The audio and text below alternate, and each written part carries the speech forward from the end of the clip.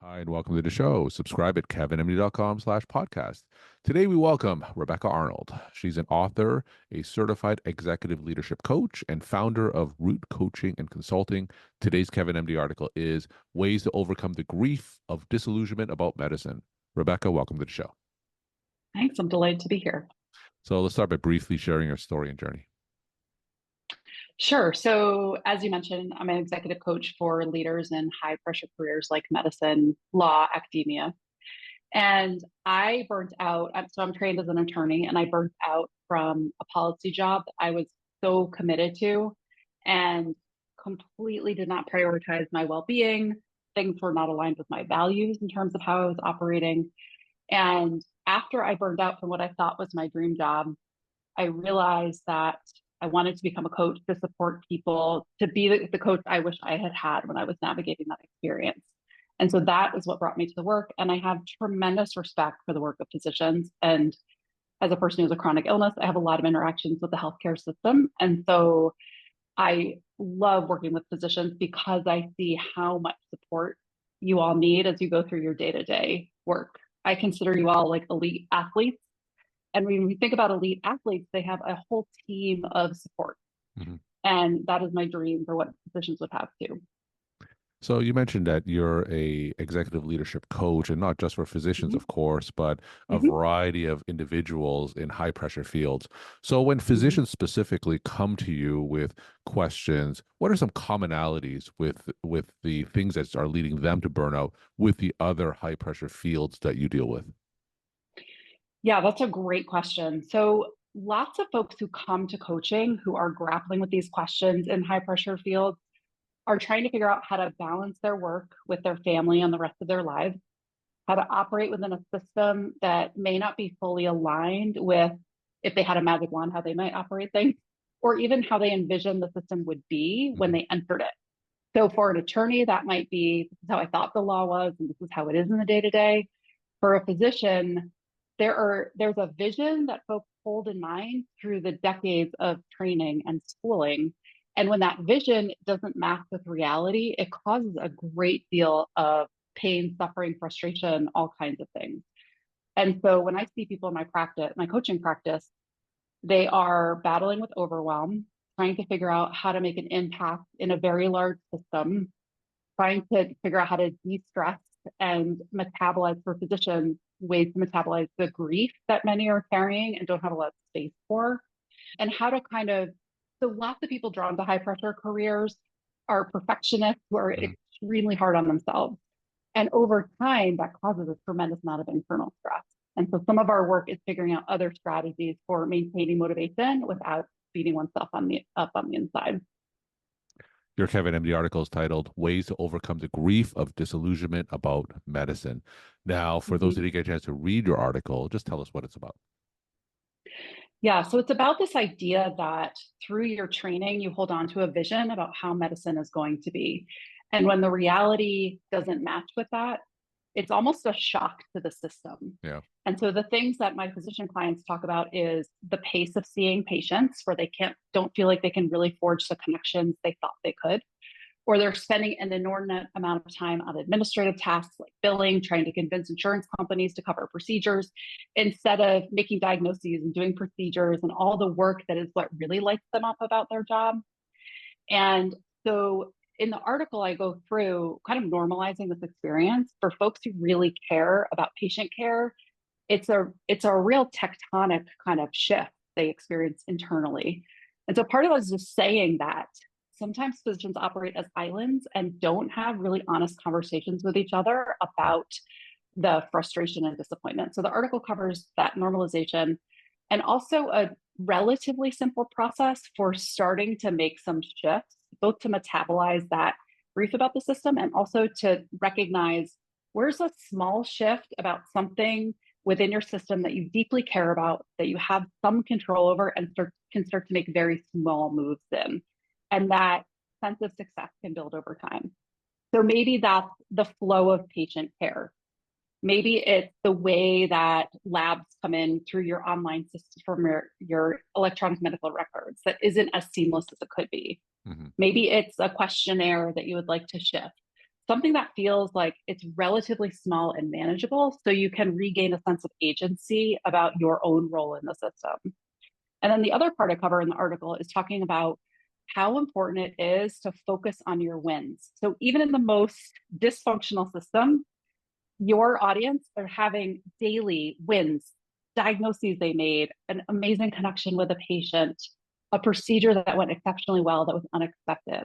And what I see in folks who have a lot of perfectionism and are high achievers, they breeze past the wins and focus on things that fell short. Sure. And so one of the practices to gain some of that inner like strength to overcome some of these systemic challenges is to start paying attention to those small wins and build confidence and build pride about the work that you're doing. So one of the things that you mentioned right off the bat was the mismatch of expectations versus reality when it comes to practicing Mm-hmm. medicine. So the majority of physicians that you talk to during training, are they shielded from some of the realities of medicine, whether it's the time pressures and the administrative hassles and the bureaucracy? And when they start practicing as to what it really is, they're really completely unprepared for it. No. So I think they see it throughout their training, but there's this mindset that is, well, when I become an X, it will be like Y. Hmm. And Y is different from the realities of residents. So when I am fully trained in my own practice, it's going to be so much smoother because I'll be able to control my own systems. Or when I have more autonomy, I'll be able to change how things function. And so there's a promise they're holding on to. Sure. And so when at the end of residency, when they step into their position, it's this, oh, kind of deflation Hmm. of like, I thought it would be different and it's not. You mentioned that perfectionistic tendencies. I think that a lot of the characteristics and traits that make one become a physician and get accepted to medical school and residency in the first place kind of works against them as they come out and helps Mm-hmm. them and really is a detriment to helping them dealing with some of the issues that you're talking about. So talk about Mm-hmm. that shift in mindset, that shift away from perfectionism. Yeah, that's a great question. So one of the practices that I do with all my clients, physicians or not physicians, is to build a practice of self-compassion. Yeah. And people who are wired as perfectionists hate this because they think if I let up on myself, I'm going to be messing up all over the place. I'm going to bomb out of whatever program I'm in, or my patients will suffer. And we do a little bit of kind of mindset work around what is the actual cost of perfectionism. And yes, it does drive higher standards, of course. And there are lots of other ways to drive high standards without beating yourself up. The costs of perfectionism are so much internal pressure. Sure. And your folks in your audience know when we're under stress and pressure and anxiety, our IQ drops. Like it's proven. And we have to work really hard to overcome that internal stress to feel more balanced, to be able to do a procedure or have an engaging conversation or make a diagnosis. And so some of what we do together is think about what are some substitutes and ways to talk to myself or think about my work that is a little gentler to give myself some space and not stress myself out so much. There's plenty in the circumstance to cause stress, but adding on top our own internal stress is unhelpful. And so my clients might practice something like, this is really hard work Hmm. and I'm doing my best. Or as I make mistakes, there are people who have my back and I'm learning. Or I am so much more skilled than I was 5 years ago. But perfection is an unrealistic standard. When we zoom out, right? The system demands perfection often, which is an unrealistic standard for human beings. And so a lot of it is sort of how do we settle our nervous system and speak to ourselves a little more gently and still hold the bar high, which none of my clients struggle with. The high bar is not going to go away. So take us into one of your coaching sessions. Do you have an example of a case study of a physician who came to you with some of the problems that you talked about? Talk about how you coached Mm-hmm. that person through it and had some measurable impact in terms of how they moved forward. Yeah.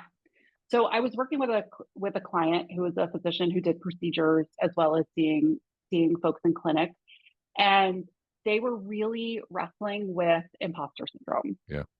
And this is super common for folks early in their careers, but also if there's a new type of procedure or new technology or new innovation in the field, People who like to perform at high levels will combat oftentimes imposter syndrome at lots of different phases of their careers based on not feeling equipped.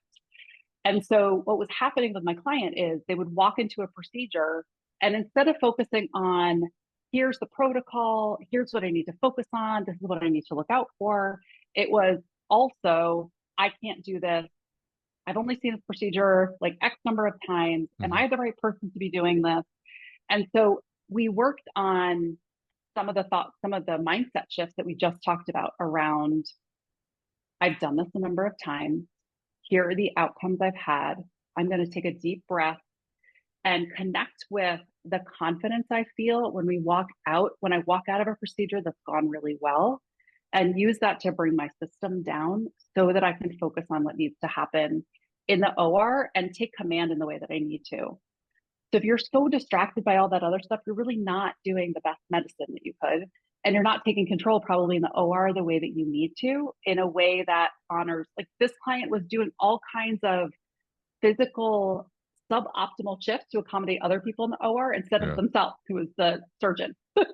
And so gaining more confidence and reducing the negative self-talk helps them be more comfortable operating, owning the OR in the way that they needed to, in a like heart-centered, open, kind, but confident way, and feel better about their outcomes and what they were generating for patients.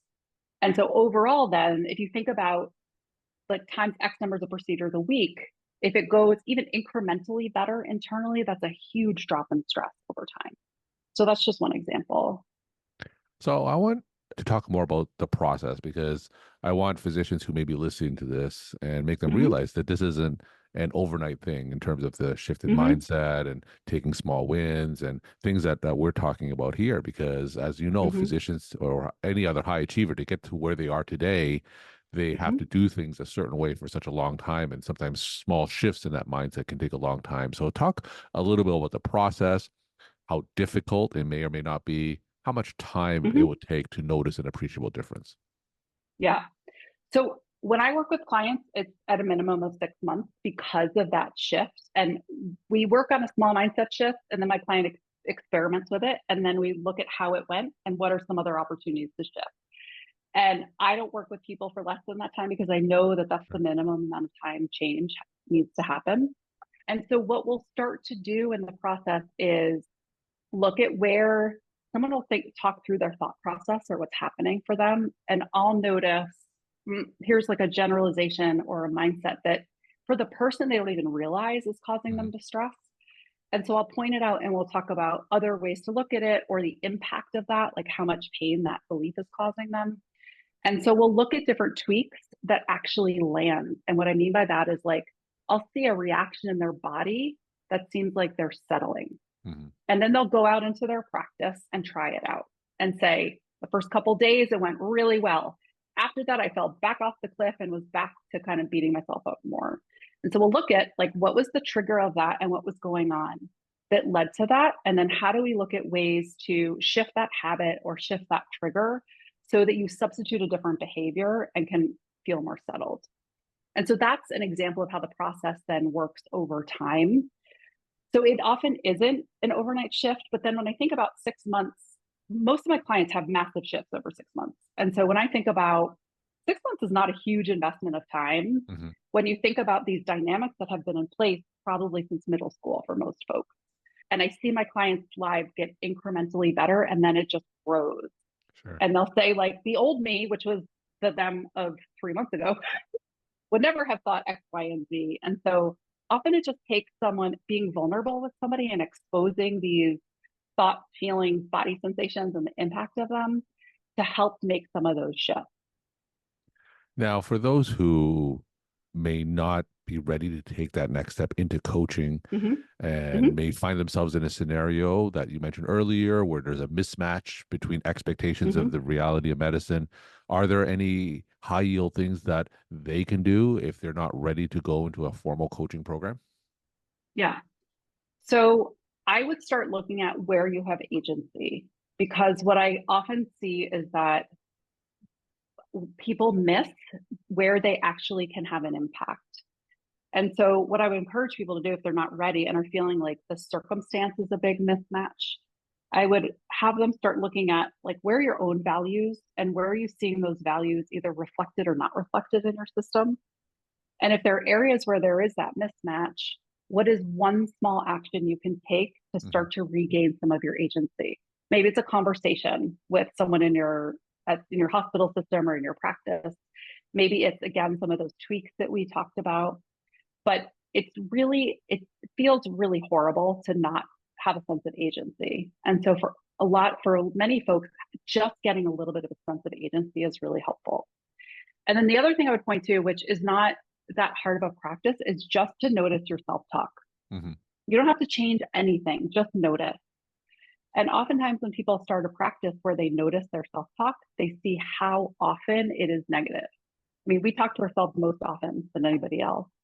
And so, just bringing awareness to it can start a different type of dialogue in terms of your inner self talk. The Rooted Renegade, my book, has over 50 different practices that you can do on your own. If you're not ready to dive into coaching or a different kind of relationship to dive into this with another person, there are bite sized practices that you can take on to start to shift things.